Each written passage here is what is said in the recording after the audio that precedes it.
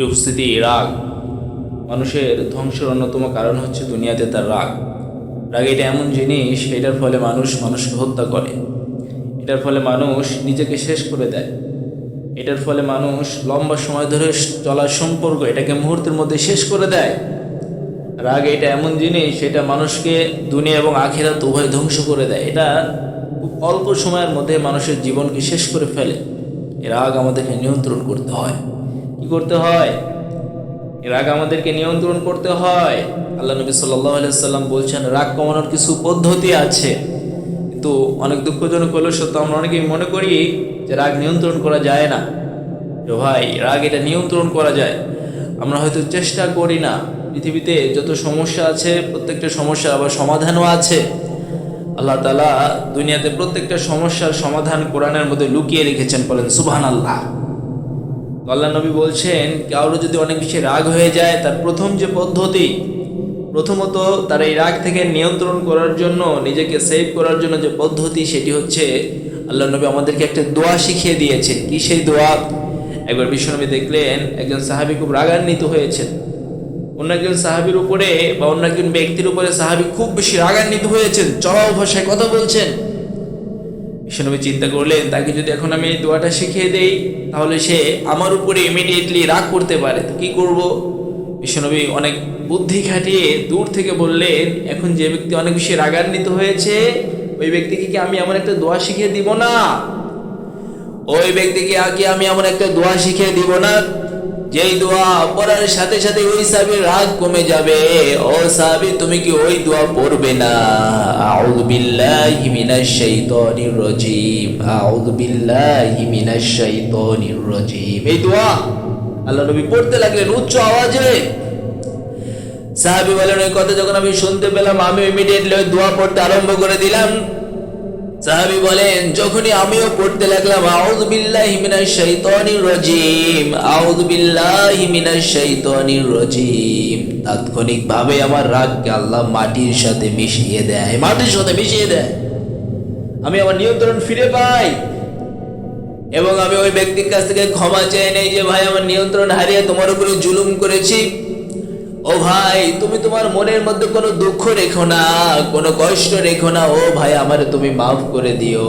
ও ভাই, আমারে তুমি কিয়ামতের দিন আসামির কাঠ গড়ায় দাঁড় করায়ও না। ও ভাই, আমারে তুমি ক্ষমা করে দাও, আমি না বুঝতে পেরে তোমার উপরে জুলুম করেছি। ভাই, এই জন্য রাগ কমানোর অন্যতম একটা ওয়ে হচ্ছে আউযু বিল্লাহি মিনাশ শাইতানির রাজীম, এই দোয়া পড়া। শয়তানের ওয়াসওয়াসা থেকে মুক্তির জন্য এই দোয়া আমাদেরকে অ্যাডভান্স করতে হবে। এটি হচ্ছে আমাদের প্রথম ওয়ে, প্রথম পদ্ধতি। দ্বিতীয়ত, আপনি রাগ কমানোর জন্য যেটি করবেন সেটি হচ্ছে, রাগের সময় আমাদেরকে চুপ থাকতে হবে। কি থাকতে হবে? রাগের সময় আমাদেরকে একেবারে নট অফ মুড, একেবারে চুপ থাকতে হবে। দেখবেন, আমরা যখন রেগে যাই, আমরা মুখ দিয়ে অকথ্য ভাষায় কথা বলে ফেলি। আমার চাহনিতে যেটা ছিল না, আমার আকাঙ্ক্ষায় যেটা ছিল না, এমন কথা আমরা বলে ফেলি। একেবারে অগ্রহণযোগ্য আমরা কথা বলে ফেলি, তাই না? ভাই, আপনি একজন মানুষকে যদি আঘাত করেন, হয়তো কিছুদিন পরে সে তার ওই আঘাতকে ভুলে যাবে। ওই আঘাত লেগে থাকে না, আঘাত নর্মালি মুছে যায়। কিন্তু আপনি যদি কাউকে অন্তরে ব্যথা দিয়ে কোনো কথা বলেন, তার অন্তরটা যদি ছিদ্র হয়ে যায়, বিশ্বাস করেন, মৃত্যুর আগ মুহূর্ত পর্যন্ত ওই ছিদ্র আপনি আর কখনো বন্ধ করতে পারবেন না। মৃত্যুর আগ মুহূর্ত পর্যন্ত ওই আঘাত তাকে শুধু ধাক্কাতে থাকবে। তো ভাই, এই জন্য মানুষকে এমন কথা বলা যাবে না যেটাতে তার অন্তর ছিদ্র হয়ে যায়। আপনার যখন রাগ হয়, আপনি চুপ থাকেন। ওমর রাদিয়াল্লাহু আনহু কি বলতেন জানেন? যে আমি চুপ থেকে কখনো অপমানিত হই নাই, কিন্তু অনেক সময় আমি রেগে গিয়ে অনেক বেশি লাঞ্ছিত হয়েছি, অপমানিত হয়েছি।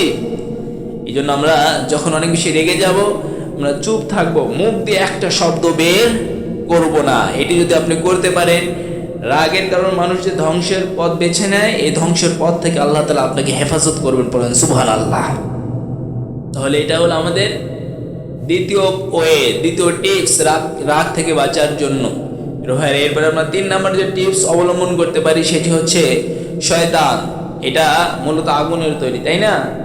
তো আপনি যখন অনেক বেশি রেগে যান, ইমিডিয়েটলি যদি আপনি ওযু করে, আগুনের বিপরীত হচ্ছে পানি, পানি দ্বারা যদি ওযু করেন এবং আপনি যদি 2 রাকাত সালাত আদায় করেন, তাহলে আপনার ওই রাগকে আল্লাহ তাআলা একেবারে মাটির সাথে নিমিষে মিশিয়ে দিবেন।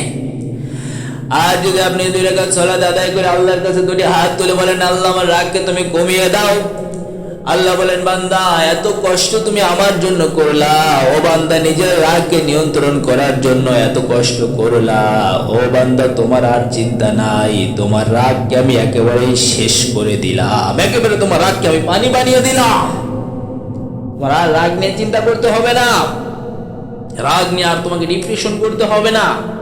আল্লাহ তাআলা আমাদের পুরোপুরি নিয়ন্ত্রণ নিজের হাতে দিয়ে দিবেন।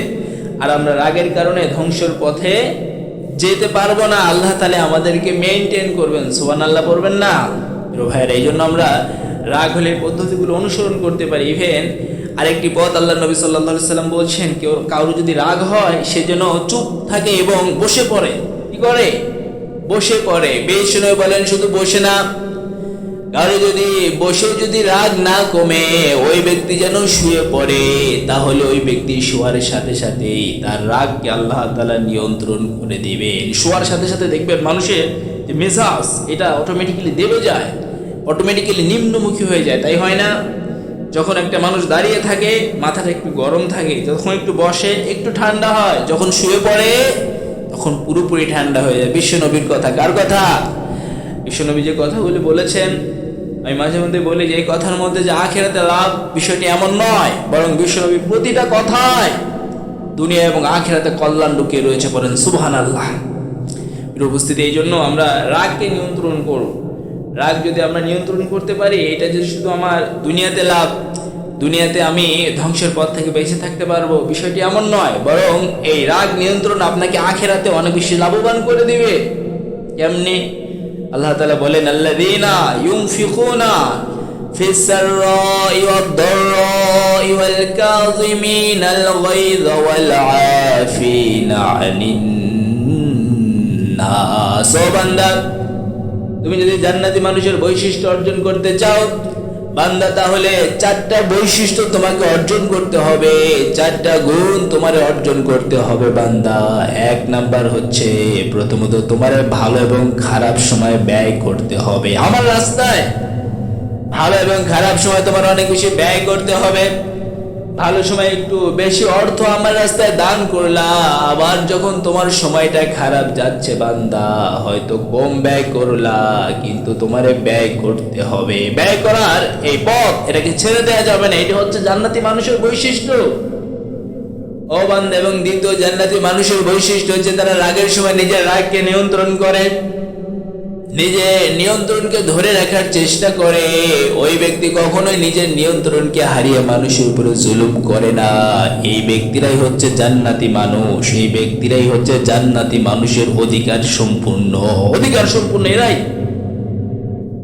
এই জন্য আমরা রাগকে নিয়ন্ত্রণ যদি করতে পারি, আল্লাহর কোরআনের ভাষায় আমরা জান্নাতি মানুষ। নবী আলাইহিস সালামের কাছে একজন সাহাবী আসলেন, বললেন, হে আল্লাহর রাসূল, আপনি আমার একটা আমল শিখিয়ে দেন, যে আমল শিখলে, যে আমল করলে আমি জান্নাতি হতে পারবো। আল্লাহর নবী বললেন, লা তাগদাব।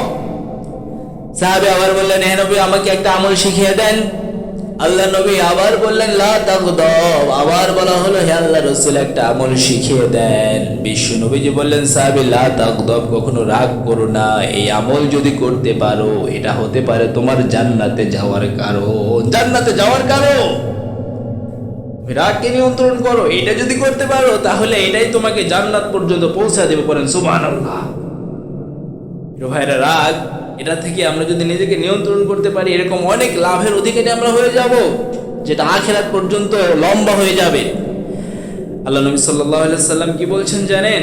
কিয়ামতের দিন হুরদেরকে বাছাই করার সক্ষমতা দেবেন একটা শ্রেণীকে। আল্লাহ তাআলা বলবেন, তোমরা আজকে এই হুরদের মধ্যে বাছাই করে তোমাদের পছন্দ মতো হুরকে নিয়ে জান্নাতের দিকে রওনা শুরু হয়ে যাও। বিশ্বনবীকে বলা হলো, হে আল্লাহর রাসূল, এরা কোন শ্রেণী?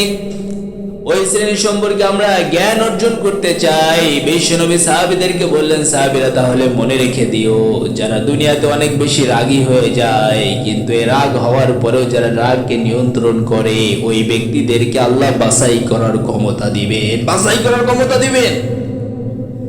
যারা রাগকে নিয়ন্ত্রণ করেন, যারা রাগকে নিয়ন্ত্রণ করে ভালোবাসা দিয়ে মানুষের মন জয় করে নেয়, এই ব্যক্তিদেরকে আল্লাহ কিয়ামতের দিন হুরদেরকে বাছাই করার ক্ষমতা দিবেন। এই ব্যক্তিরাই কেবল এই বিশাল নিয়ামতের অধিকারী হতে পারবেন, বিশাল এই নিয়ামতের অধিকারী হতে পারবে।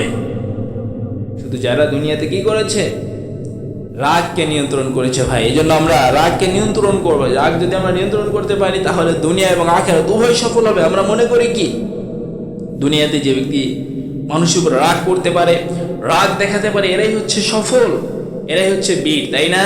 কিন্তু আল্লাহ নবীর ভাষায় এটা চূড়ান্তভাবে একটা উল্টা কথা।